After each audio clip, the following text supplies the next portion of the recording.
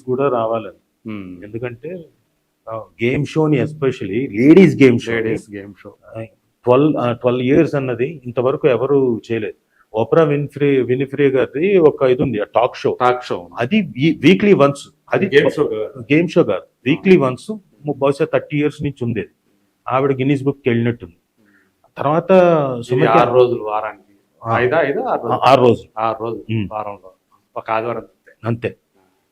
12 సంవత్సరాలు అంటే 12 సంవత్సరాలు. Just imagine. అవును. అసలు అంటే మనిషికి చిరాకు రావాలి ఎక్కడో చోట. అంటే కొట్టేయాలి మొనాటని అయిపోయి.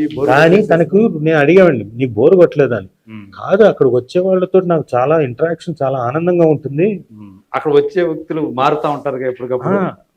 అవన్నీ భిన్న మనస్తత్వాలేగా. అవును, డెఫినెట్ గా భిన్న కథలేగా. కాబట్టి నాకు ఎప్పుడు హ్యాపీగానే ఉంది. గ్రేట్. కాకుండా కొన్నిసార్లు చిరాకు రావచ్చు, బట్ అవన్నీ కూడా లేకుండా చేసుకోవడం కష్టం. అండ్ ఒక్కసారి చాలా ఇబ్బందికరమైన సిచ్యువేషన్ లో ఉండిందండి. నా ఓన్ ప్రొడక్షన్ మాదే, అంటే సుమారు మనస్విని మూవీ మ్యాజిక్ క్రియేషన్స్ తర్వాత పెట్టారు లేటెస్ట్. సుమారాజీవ్ క్రియేషన్స్ బ్యానర్ పైన మేము జీ వాళ్ళకి లక్కు కిక్కు అనే ప్రోగ్రామ్ చేస్తున్నాం. నేను సుమా ప్రొడ్యూసర్స్, సుమే యాంకరింగ్. అయితే మొత్తం అంతా చేస్తున్నాం. ప్రోగ్రామ్ అంతా జరుగుతోంది. మా అంకుల్ అప్పుడు ఏమైందంటే పోయారు ఆ టైంలో, మామగారు. సో కేరళ వెళ్ళాము. అయితే నాకు ఆ వీక్ టెలికాస్ట్ ఎపిసోడ్ లేదు.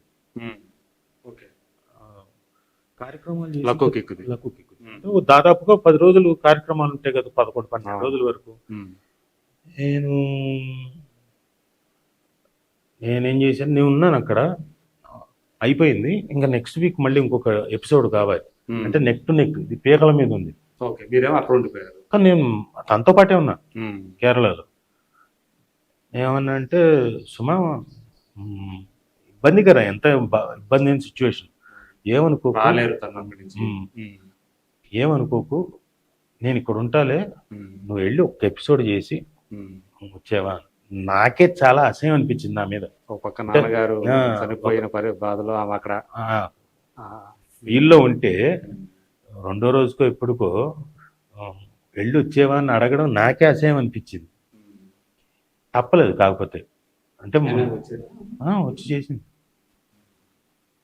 వచ్చి చేసి ఒకరోజు చేసి వెనక్కి వచ్చేసి తప్పదు. అంటే ఇలా ఉంటాయి ఆర్టిస్టుల లైఫ్, సినిమా కష్టాలు. అంటే ఆర్టిస్ట్ లైఫ్లు ఇంతే. మా అమ్మ పోయింది ఇక్కడ, నేను ఎల్ఎన్టీలో ఉన్నప్పుడు. నేను లవర్ అనే సినిమా చేస్తున్నా, దిల్ రాజు గారి సినిమా. పోయింది. 11 రోజుల తర్వాత నేను 12వ రోజు అవ్వగానే నేను వెళ్ళిపోవాల్సి వచ్చింది. షూటింగ్కి వెళ్ళి నా డెత్ ఎపిసోడ్ నేను చేయాలి దాంట్లో. తప్పదు. ఇలాంటివి జరుగుతూ ఉంటాయి అన్నీ. అంటే కొన్నిసార్లు అనిపిస్తుంది, అబ్బా ఏంట్రా మనకేంటి ఇట్లాంటి సిచ్యువేషన్. ఇప్పుడు మొన్న ఈ మధ్యన మా సిస్టర్ పోయినప్పుడు కోవిడ్, ఎవరిని పిలవలేము, ఎవరిని పరిస్థితి, రాకండి అని చెప్పేసి హర్షవర్ధన్ చెప్పాడు. ఎవరు రాలేని అదే మా వాళ్ళు ఎవరు రాలేకపోయారు. అదొక మీకు అంటే మీ ఇంట్లో ఫస్ట్ అమ్మగారు, ఫస్ట్ అమ్మ, తర్వాత నాన్న, తర్వాత చెల్లి వరుసగా పోయారు. కృష్ణ గారి ఫ్యామిలీలో వాళ్ళు ముగ్గురు ఎట్లా పోయారో మీ ఫ్యామిలీలో అట్లా వరుసగా మీకు గ్రేట్ లాస్. ఇంకా తప్పదు, లైఫ్ అన్న తర్వాత ఇంకా you have to move on కదా. సో ఇలాంటివన్నీ కూడా చేసుకుంటూ జరుగుతూనే ఉంటాయి. ఇవన్నీ చాలా ప్రాబ్లమాటిక్ సిచ్యువేషన్స్ వస్తాయి. దాన్ని ఎలా ఓవర్కమ్ చేయాలి. ఇప్పుడు అందరూ, ఇప్పుడు నాన్న ఉన్నప్పుడు అవన్నీ చూసుకున్నాడు కాబట్టి నాకు అంత తెలియలేదు. తర్వాత అన్ని కాబట్టి ఇప్పుడు సడన్ గా వచ్చేసరికి అవన్నీ మనకి కష్టాలే కదా, తలకు మించిన కష్టాలు. ఏమి తెలియదు. ఒకప్పుడు నాకు బ్యాంక్ అకౌంట్ అన్నది చాలా ఏళ్ళు అస్సలు లేదు. కిడ్నీ బ్యాంక్ ఏదో ఉండింది, అవన్నీ వేస్తే అది బ్యాంకులో వేసే ఏదో కార్యక్రమం మాత్రం మాకు తెలుసు. మా నాన్న చూసుకునేవాడు, అది మాత్రం తెలుసు. నేను ఎంఏ థియేటర్ ఆర్ట్స్ లో జాయిన్ అయ్యేంత వరకు నాకు తెలియదు బ్యాంక్ అకౌంట్ అంటే. ఎందుకంటే బ్యాంక్ అకౌంట్ ఉంటే తప్ప నా స్కాలర్షిప్ అందులోకి రాదు అమౌంట్. అప్పుడు తెలుసు. ఓపెన్ చేయాల్సి వచ్చింది అకౌంట్. తర్వాత నేను ఇవన్నీ ఎలా రాయాలో కూడా నాకు తెలిసేది కాదు. ఎలా అకౌంట్ లో డిపాజిట్ ఎలా చేయాలి, ఆ స్లిప్ ఎలా పూర్తి చేయాలి తెలియదు. అంటే అంత అజ్ఞానంలో ఉండిపోయాను. తర్వాత నేర్చుకుంటూ వచ్చాం. సో పెళ్ళైన తర్వాత సుమ గారి వల్ల చాలా విషయాలు నేర్చుకుని ఉంటారు ఇట్లాంటివన్నీ. లేదు మా నాన్న అప్పటికే నేర్పించారు. ఎంఏ థియేటర్ ఆర్ట్స్ లో ఉన్నప్పుడు అలా కాదురా, ఎందుకంటే అప్పటికే 95K, లేకపోతే వెళ్ళిన తర్వాత ఇవన్నీ మళ్ళీ కొంచెం అంటే ఇప్పుడు మీ ఇంటి సాంప్రదాయాలు ఒకటి వేరు, వాళ్ళ ఇంటి సాంప్రదాయాలు ఒకటి. అంటే ఈజీగా మింగిల్ అవ్వగలిగారా రెండు ఫ్యామిలీలు? పెద్ద తేడా ఏం లేదండి. రెండు అది మీ అమ్మగారికి వాళ్ళ అమ్మగారికి అంత సఖ్యతగా ఉండేది కాదని మీరే ఒకసారి చెప్పినట్టు. సఖ్యతగా అంటే సఖ్యతే, అన్ని విషయాల్లో సఖ్యతే. పిల్లల విషయంలో ఏమవుతుందంటే ఎక్కువ పొసెసివ్నెస్ ఉంటుంది. నేను తీసుకొని ఆడించాలని. అలాంటి విషయాలు అలవాటు కూడా మన అలవాటు నేర్పించాలి. అది కూడా మనం నేర్పించాలని కాదు. ఇక్కడ ఇద్దరు అంటే కుక్కులు 2 రకాలు వండేవాళ్ళు. 2 సార్లు అంతే. ఎందుకంటే ఇవి వంటకాలు ఇవి, వాళ్ళ వంటకాలు వాళ్ళు అన్నట్టు పొయ్యి మీద 2 రకాలుగా వండేవాళ్ళు. ఎందుకంటే మళ్ళీ వాళ్ళు కూడా ఎలా తింటారు, అలవాటు పడ్డ ఒక నాలుగుకి ఇంకొక ఇది టేస్ట్ అంటే.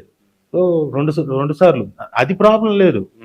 ఈ పిల్లల దగ్గర ఎత్తుకోవడం దగ్గర, ఇంకోటి దగ్గర ఏదో ఎత్తుకుపోతే ఏదో హార్ష్గా ఒకరికి విదల్చడాలు ఇలాంటివన్నీ, అది కంప్లైంట్లు. ఇంకోటి మీకు కొంచెం ఇబ్బంది అయ్యేది కదా? చాలా ఇబ్బంది అయ్యేది. ఏంటిది, ఎలా చెప్పాలి, ఏం చెప్పాలి? మీ అమ్మగారు మీరు సంపాదించుకోవడానికి మీరు కష్టపడాలి, వాళ్ళ అమ్మగారు ఆమె కష్టపడాలి. అన్నింటినీ కూడా అదే జీవితం అంటారు. సో అవన్నీ ఇక్కడ వచ్చారు. సో ఈ రోజు రోషన్ హీరో అవుతున్నాడు. సో మీరు యాక్చువల్గా మీరు కూడా హీరో కావాలని అనుకున్నారు కదా? నేను చేశారు 2-3. నేను చేశాను. మీనాక్షిలో హీరో చేశాను, మీనాక్షి చేశాను, అరవింద్లో చేశారు టైటిల్ రోలే. ఆ తర్వాత విశాఖ ఎక్స్ప్రెస్ చేశారు. ఆ తర్వాత మళ్ళీ బ్లాక్ అండ్ వైట్ చేశాను. దాదాపుగా ఒక 6-7 సినిమాలు హీరోగా చేశాను. ఫస్ట్ థింగ్ ఏంటంటే నేను ఎప్పుడు హీరో అవ్వాలనుకోలేదు. ఆర్టిస్ట్ యాక్టర్ అవ్వాలి. అది ఎందుకో చిన్నప్పటి నుంచి మా నాన్న అలా నూరిపోసాడు. ఆ నూరిపోయడం వల్ల ఏంటంటే, లేకపోయింటే ఒకవేళ హీరో అవ్వాలనుకుంటే ఆ టైంలోనే నేను ఈ జిమ్ ఇవన్నీ, జీవి నారాయణరావు గారు నన్ను, రే మీ నాన్న అలాగే అంటాడు, 100 రూపాయలు అడ్వాన్స్ ఇచ్చాడు, రే ఇది తీసుకొని జిమ్ జాయిన్ అవ్వని. మీ నాన్న అలాగే అంటాడు, ఫిట్నెస్ చెయ్యి, జిమ్ చెయ్యి, హీరోగా పనికొస్తామని. నేను ఎప్పుడు అది 100 రూపాయలు వాడేసాను తప్ప జిమ్ అవన్నీ చేయలేదు. అంటే లేదు, అంటే అది ఎందుకో నాకు తెలియదు. ధ్యాస ఉండేది కదా ఆర్టిస్ట్ గా చేయడం. ఫిట్నెస్ మనం ఇచ్చేసుకోవాలి, దృఢంగా తయారవ్వాలి, టైం లేదు కూడా. మధ్యలో చేశాను చాలా, ఒక పర్సనల్ ట్రైనర్ను పెట్టుకొని తీసుకెళ్లిపోయేవాడిని నా లొకేషన్కి, టైం దొరికినప్పుడల్లా చేశాను. బట్ అదే ఎందుకు నాకు పెద్ద ధ్యాస లేదు. లేకపోతే చిన్నప్పటి నుంచి డాన్స్ నేర్చేసుకొని, ఫైట్లు నేర్చేసేసుకొని ఇవన్నీ చేసేవాడిని. బట్ ఇప్పుడు మా అబ్బాయి ఇవన్నీ నేర్చుకుని చేస్తున్నాడు. తనకైతే హీరో కావాలని ఉంది. అంటే మీరేం కోరుకుంటున్నారు మీ అబ్బాయిని? నేనైతే కోరుకునే తను హీరో కావాలనే కోరుకుంటున్నాను.